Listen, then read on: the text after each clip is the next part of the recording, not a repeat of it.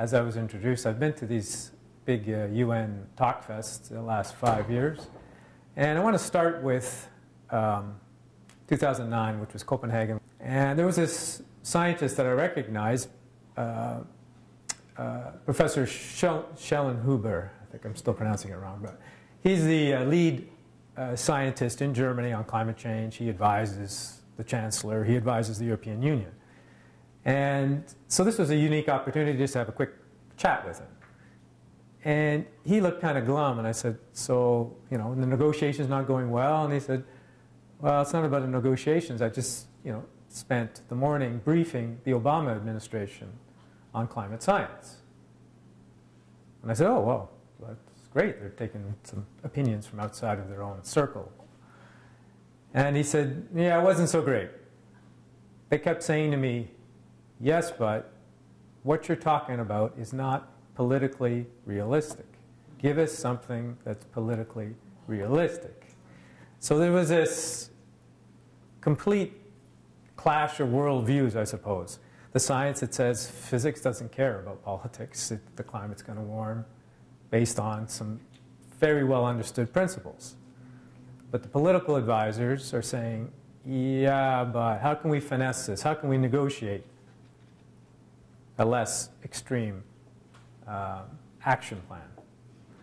So as a result, as everybody knows, I guess by now, the Copenhagen Accord agreement was the politically realistic, not the scientifically realistic one. And that's been the case ever since. That hasn't changed. So the point that I'm trying to make here is that many key political leaders actually know what the science is. They've been briefed. They have, you know, what they are struggling with is to find ways to completely revolutionize our economic and our way of lives so that they can meet the needs of the science in terms of keeping climate change to the least damaging amount. Not all countries, of course, go along with that particular philosophy. Some are outright deniers. Some have many vested interests in preventing any action on climate change, or indeed a strong UN climate treaty. And the UN process works under consensus. So everyone has to agree to whatever treaty that's going to come out in 2015 in Paris. So back to Copenhagen. So Copenhagen went for many, many hours over time and nearly didn't achieve any result at all because there were many countries, some of the small island states, that said, what we have agreed to here in this accord is not enough. This will not save our countries. A few other countries, of course, said, no, there's no way we're ever going to sign on to something that's more requiring bigger emission cuts. So in the end, there was those last-minute compromises and fudges, and we'll review it again at the next meeting, as happens in these big international meetings. So they conclude, because they always got to have a result at the end. Everybody's exhausted. They've been up for 48 hours. It's a big, big, big problem for small countries because they've only got 1 or 2 delegates. But delegates from big countries will have 100, 200, and they can do shifts. So that's how it ended in 2009. Since then, much of the progress, if you could even call it progress, is in wordsmithing and fleshing out what has become the most complicated treaty in human history. It's not a treaty yet, but it's negotiations for a treaty. So these guys meet all the time. There was 2 weeks of meetings just in June in Bonn. So they're still discussing many, many complicated aspects of this future treaty. What is the upshot going to be? That's really hard to predict at this time. But there is some positive note that I hadn't seen in the previous 4 years. So Obama making the small move on the power plants in the US to reduce emissions from coal plants is probably the biggest step the US has taken since Copenhagen. It's not nearly enough to actually meet the needs of of staying below 2 degrees. But it's a step, and it's a first step by one country that will trigger steps by other countries. So it's this sort of weird dance of who goes first on cuts. It's this, I don't want to go first because I'm worried, because there's still this perverse belief that economic interest of your country preempts the climate. So all the people who go there to negotiate these things believe, and this is often their marching orders from higher levels within their own government, that yeah, you can agree to anything as long as it doesn't affect our short-term economic interests. However, that's framed amongst, each country has its own way of figuring out what that is. So the end result is, yeah, the climate science is there, but don't agree to anything that might hurt our economy. So that has led to this stalemate these last 4 years where people are saying, well, I don't know. I don't want to take a big step here because I might be at an economic disadvantage by putting a price on carbon, for instance. But that's starting to shift. There's a growing awareness amongst many countries, coming from as much from the public, from the science, that the shift to low carbon economies is actually smarter, cheaper. You can actually make money doing this. Germany's probably a good example. And people are beginning to finally see that. And so that's part of the reason why there's a shift at the international level. More and more countries, especially developing countries, are really keen on getting alternative energy. It's cheaper, easier to do, requires a lot less technology, and they can roll it out quicker than they can do something like building a nuclear plant. There are still behind-the-scenes talks going on between groups of countries trying to prepare for the New York summit. So this is a summit where the UN Secretary General Ban Ki-moon has made it very clear that he wants to see commitments to reduce emissions that are in line with the science. Normally, folks at these UN meetings just like to talk, nice talks, and they don't like to make commitments. So he's pushing really hard for this. Now, the Secretary General has no power. He just has moral suasion and a public platform. So it's good, and it's something. There's that move by the US. Chinese are doing some stuff as well. They're banning a lot of their coal plants now, and they've said they're not going to build new ones in many parts of their country. They're shifting to renewable forms of energy. So there's some changes. So there's a lot of pressure on the big emitters especially to make commitments in New York, which is in September. That's all part of this move towards the climate treaty in 2015. So the process is New York, September, you make commitments, you say we're going to do 35% cut by 2020. Which is maybe something like the European Union would be prepared to do that, maybe 40%. And then the next bit is how do we get everybody else to move along in the same way? How do we get all the other countries to also make similar commitments? Because again, the European Union, if they say this 40% by 2020 cut, they're going to say there's going to be a condition. If everybody else moves along at the same time. Not necessarily 40%, but within some parameter of something that's in kind, an effort that is in kind. And that is how a lot of these commitments will be framed. They'll all be framed like, sure, yeah, we'll do this, but you guys got to do something too.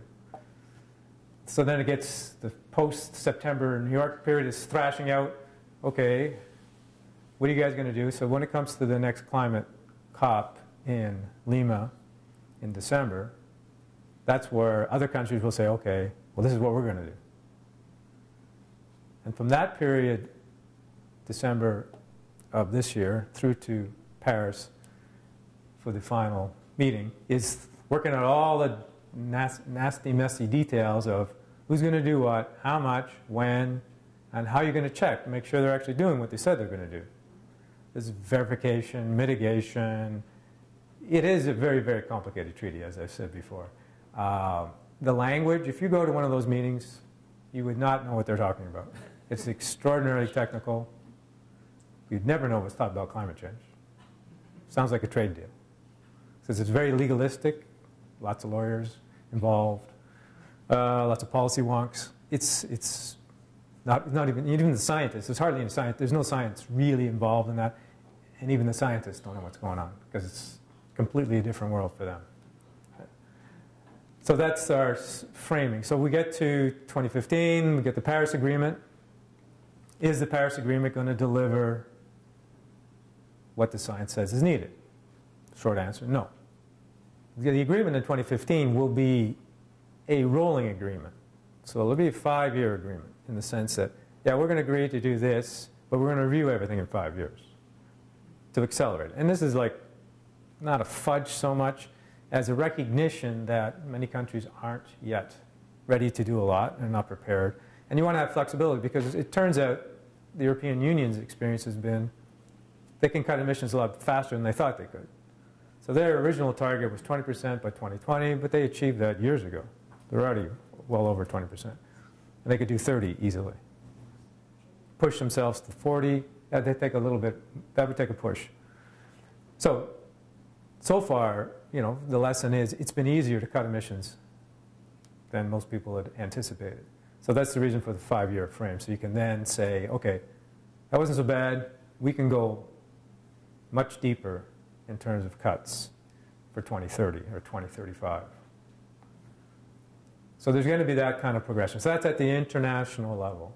So as it stands, say the last COP in Warsaw, are there first ministers there? In other words, is the president or prime minister of the country at these things? No. It's, again, only a few small countries will have their prime minister or their president. So it does not have that kind of focus. So the folks who are actually there negotiating would be some kind of high-level bureaucrat who can't actually make any real decisions that haven't already been predetermined back at the Home Office, you know, Ottawa or Washington, D.C. So you don't actually have the leader's attention at these things. Copenhagen, yes, because that was the first time there was huge international leader participation. It's anticipated that Paris will have that, and certainly New York will have that in September. So there's this new window of focus on climate change. We had it before Copenhagen. It wasn't 18 months long, but we now have a new one. It's just starting to build slowly. The Obama administration, for all of their faults, seem seriously committed to act on climate change. Again, not in line with the science. That's still too soon. You know, part of the reason this too soon thing is we can't yet imagine a society that doesn't run on fossil fuel. This is probably the biggest failure of human imagination. And the second part we have, making this so difficult, is our democratic systems don't work very well. So we got the two things. We can't actually envision a future that would be fossil fuel free and better, and we don't have a democratic system that would help us get there and help us create that vision. So that's why it's a long work in progress. And I know the science, you know, I do all that science writing. I know the science isn't waiting for us. But let me end off with a slightly hopeful note. My favorite poem, or phrase from a poem, that helps me continue to not burn out, is, "The world is on fire. There is only time enough to love." So I interpret that as we just do what we can do. And one of those things is talking to folks who are not already inside the circle, talking to strangers, and being patient and tolerant and not critical, and trying to, you know, open up that door of conversation one-to-one, because that's how these things change. I mean, I could say other things about the media, but I think that's the real source of change, is the one-to-one personal connections with other people and bringing them slowly into the fold, or just putting the thought in their mind, then they can find their own way. There's lots of information out there. It's not, a lot of it's bad, but there's a lot of good information out there. So people just need sometimes just a bit of a nudge and some assurance that you're not the only one who thinks things are not right. You can feel it in your own gut. This is the way we're going is wrong. We need to change. So sometimes folks just need a little helping hand. So thank you guys for coming out. My name is Dr. Peter Carter. I'm a medically trained doctor. My background is in environmental health protection policy development. My particular niche, if you will, on global climate change is what I've called total committed global climate change. So what's climate? Well, this is climate. Climate is our life, okay? It's every aspect of our life, all our cultures, all our traditions, everything that we do, particularly in food security and water security. So this is climate, right? Climate is children out in nature, you know how kids are, full of energy, full of life, you know, talking about the future, okay? We got to give them a future back, is what we have to do. If we continue going the way we're doing, we will not have climate. All we'll have is bad, unpredictable weather. So we need to keep the climate for the kids. Because of this, we are totally dependent on the climate for our food. The United States now understands very strongly that they have a committed climate change food security problem. Both the last year's Federal Department of Agriculture report that had a climate change section in it and most recently released federal climate change assessment, they both came to the same conclusion, which is that food production in the United States until mid-century is going to be mixed. There's going to be ups and downs. But they both say that after mid-century, their crop yields are going to go down. North America and the global north, with the best agricultural regions of the world, because of very poor climate crop models, have assumed that we're going to ride out climate change. That has changed. Okay? They all realize at the highest level that they're not going to be able to ride out climate change. This is a simplified version of the famous burning embers IPCC way of indicating to policymakers what's dangerous. And I've just taken 3 of them from the latest assessment, unique and threatened systems, which is human populations and ecosystems. Extreme weather events, well, we all know what that is, but extreme weather events, they're the most damaging category of climate change impacts to both human population health and security and the security of their crops. So in labor-intensive agriculture, you've got a double whammy here, right? So this is going to be, it's going to be devastating. There's no point in saying it's not going to be. And this is what we have to prepare for. And then we've got planetary tipping points. So you can see how crazy 2 degrees C is, right? It's getting up into the orange of planetary tipping points. The one message that I want you to take back is that this time the IPCC has made it very clear what we have to do. The best case IPCC scenario, which is called RCP 2.6, which is representative concentration pathway, and the 2.6 is just the heat that we add to the climate system. This is the only way that we can avoid 2 degrees C. The other special thing about RCP 2.6 is it doesn't keep going up. All the other scenarios, all the other mixtures of population and energies, they all keep going up after 2100. We know what we have to do now, so how do we do it? This is the emissions. So this is the projection of emissions by the IPCC. This is in the synthesis report, and what it tells us is this. It's the purple line on the bottom. This one happens to be one for fossil fuels in industry, but there are various representations, and they're all much the same. We have to plateau immediately, okay? And then at 2020 at the latest, This is the IPCC saying this. Hundreds and hundreds of scientists across the world. Every single government has agreed to this. Okay? Emissions come down from 2020. This is going to happen because it must. Not only that, though, it comes down very sharply. By 2040, the emissions, carbon dioxide, fossil fuel industrial emissions, they've reduced by about 50%. This is big. This is very, very big. Okay?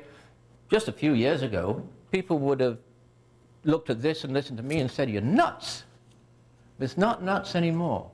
It's doable. We know it's doable economically because we've had some new economic reports out that says, no, switching to a zero-carbon economy will grow the economy and increase jobs. So they finally got that right. Now, the yellow thing actually in the middle there is rather interesting.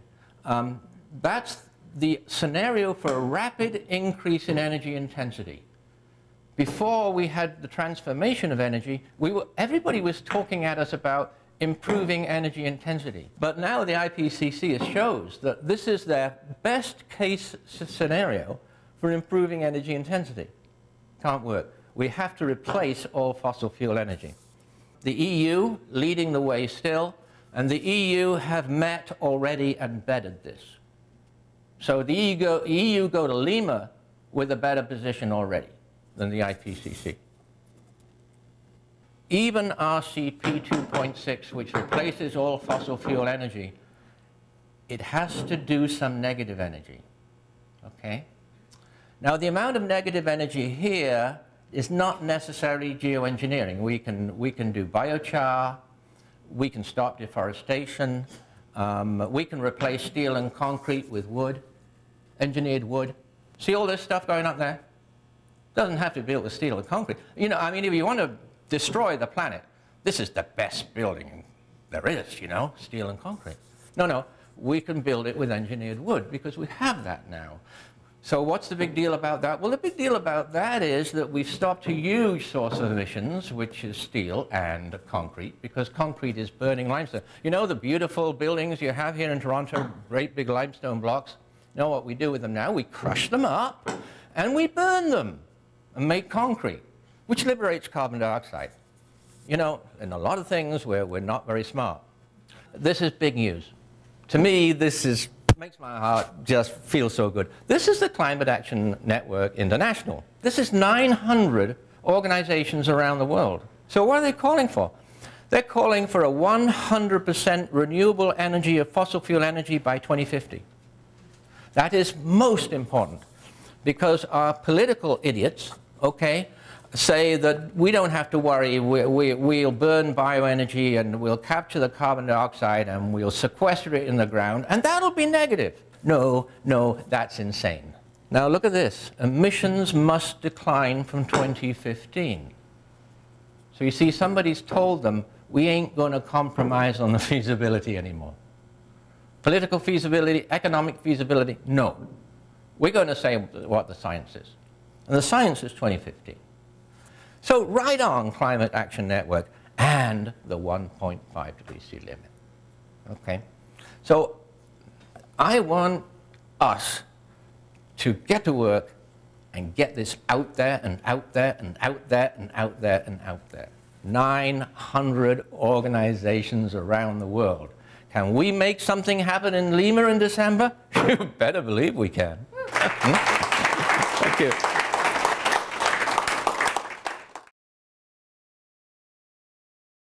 My name is Julie Johnston. I am a sustainability education consultant with GreenHeart Education. I work with teachers around the world. In the last 10 or 15 years, I've become very concerned about climate change and especially how it's going to impact the future of the students that I love and all the other children in the world. So what I would like to do is sort of bookend today's event by talking about how and when do we get to zero. And as you know, that's zero carbon emissions. We have 18 months before we get that agreement in Paris. And that agreement is the one that's going to safeguard the future. So I want to walk you through the countdown to zero carbon emissions. Time is of the essence. We have 5 tasks to focus on and 1 audacious goal. So we need to 5, tell the world, the whole world. 4, in New York, declare the emergency. 3, in Lima, push for RCP 2.6 plus, and I'll talk to you about that plus in a minute. 2, we need to end subsidies ASAP, and that's subsidies to fossil fuels. 1 is getting that agreement in Paris, and then 0 is reaching zero carbon emissions by 2050. Okay, so first of all, telling the whole world. We need to start now, and by the way, have I mentioned we have 18 months? I really want to underline that for you, because I think it's, you know, if we have to do this work for the rest of our lives, that's kind of big. That's too much. But if we can picture focusing our life's work, our vocations for the next 18 months, then we might be able to get more people on board. We need to get all the environmental NGOs to mount a massive education and agitation campaign. We need to educate and agitate about RCP 2.6 plus the CAN International Position Statement that Peter just talked to you about. We need to help everyone in the world understand the climate emergency and our simplest cross-out solutions, responses, and then apply pressure to their own governments. So one of the things I've been thinking as I'm hearing everything today is we probably all know people in other countries. So one of the first things that we can be doing is to be talking to pen pals or relatives or people we've traveled or stayed with in the past and get people in other countries doing this. It's not like they're not ahead of us already. Okay, because it's North America that's kind of behind the times. But it's to just be letting people all around the world know about the 18 months and what we need to do in those 18 months. Then we need to get everyone calling for an emergency zero carbon global agreement in Paris and create the political will to have that happen. We need to call for a declaration of the emergency, the climate emergency, in New York. So there's the People's March, so we can be, as we're marching, either in New York or in our own hometowns, we can be calling for governments to declare that climate change is an emergency. Because until then, they don't have to do anything. That's the way it's sort of been planned. So once governments actually declare that we are beyond dangerous anthropogenic interference with the climate system, which is the UN Framework Convention on Climate Change speak, then things get triggered. Things start to happen at that point. So after the People's Climate March in New York, that's when Ban Ki-moon is holding his special climate summit. And so we can pressure him, we can ask him to ask that group of world leaders coming together in New York in September to declare the emergency, to declare that climate change is an emergency. That trigger would allow bureaucrats to get moving. People who are nonpartisan, it would allow them to get moving, okay? Get the politics out of it. So 3, Lima, the whole Lima thing is December of this year. The essential text of the 2015 agreement in Paris is going to probably be determined in Lima this year. So that's 6 months, probably less than 6 months. So we need to be applying pressure now and you know, shepherding different nations around the world now and what their negotiators are thinking and what their leaders are thinking. The best case IPCC scenario, as you've heard today, RCP 2.6, RCP 2.6, right? We have to get it in our brains. That's all that the government negotiators can work with, is what comes from the IPCC. So what we're saying is, let's start calling for RCP 2.6 plus. Let's just add the plus on there and then encourage negotiators and governments and world leaders to hear the important new CAN International position points. So sharp declines in greenhouse gas emissions starting in 2015, not in 2020, but in 2015, and reaching zero carbon emissions by 2050. Then 2, so 5, 4, 3, 2, call for the end of fossil fuel subsidies.